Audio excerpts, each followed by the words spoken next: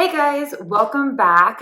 So I'm actually going to be doing some of these episodes where I kind of just explain the process, just so that we can understand kind of what's going on. By now, you've watched a couple of episodes, or maybe you're just joining me. But I want to take the time today to explain exactly what is hypothalamic amenorrhea. I'm going to do a real broad, and then I'm going to dial it in, and then I'm just going to explain just some intricacies about the condition.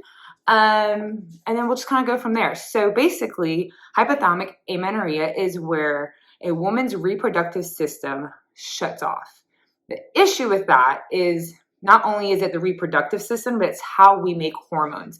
So there's a lot of health involved, like when we have low estrogen, our LDL, which is the bad cholesterol, goes up, bone health, memory. One thing that's not so much in literature, but what we definitely see is like there is this complete numbing of like emotions, feelings. Yeah, that's a whole other thing that we could get into, but we won't today. Anyways, back on track. So a woman's reproductive system will turn off, and that's really important to understand. It's not dead. It didn't die. And this is not permanent. This is temporary and completely reversible. So that's why I like the term turned off, because it can turn right back on as soon as your body gets what it needs. So it turns off, but more specifically, the hypothalamus, pituitary, which is like in the back, and your ovaries, it's an axis. So it's called the HPO axis, hypothalamus, pituitary, ovaries. And so that's kind of like the broad overview. Now I want to dial it in. So specifically within the hypothalamus is this gonadotropin releasing hormone. And they call it a pulse generator actually. And it makes sense because the hormone that it releases, it pulsates down to the pituitary. And then when the pituitary receives that, it then releases FSH and LH. So remember, FSH actually matures the follicle, and it also triggers the production of estrogen. So again, back to what I was saying, that it's not just that it turns off reproductive possibilities or that whole system, but it also turns off how we as women make hormones. So again, the FSH kind of triggers estrogen to be made. And when enough estrogen has been made, it will then trigger the release of LH, which is luteinizing hormone, which triggers ovulation, right? So that's kind of like the whole cycle. But now I want to go back in a little bit deeper. So the hormone that's released from the gonadotropin releasing hormone pulse generators called GnRH. Sorry, that's my dog. There's 3 dogs. I just can't do anything about it.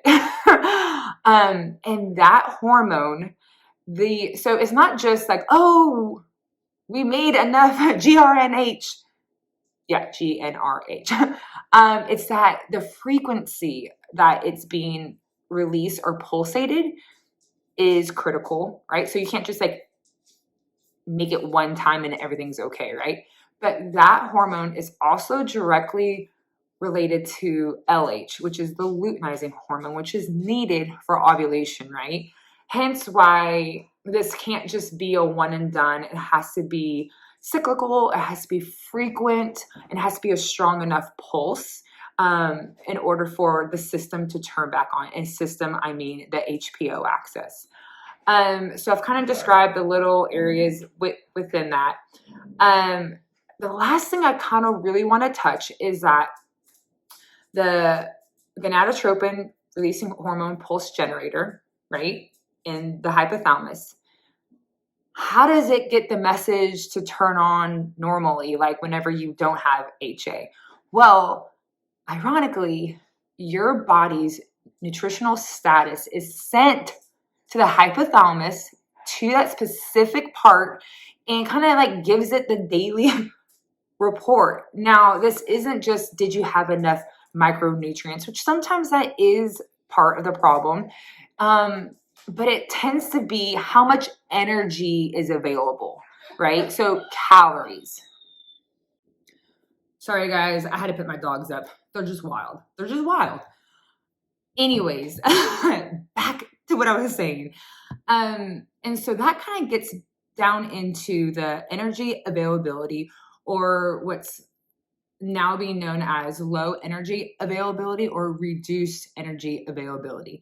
So, broad strokes, we're going to go into so energy coming in from the food that we eat, right? Minus the energy that we need for activity or training. It's really important that we understand that, because for our body, like, training isn't something that it chose.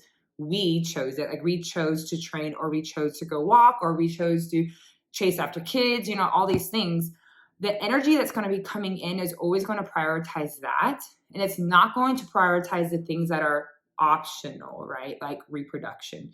Or it's not going to prioritize the things that aren't as immediate. Think about like hair growth, nails, skin, those types of things, right?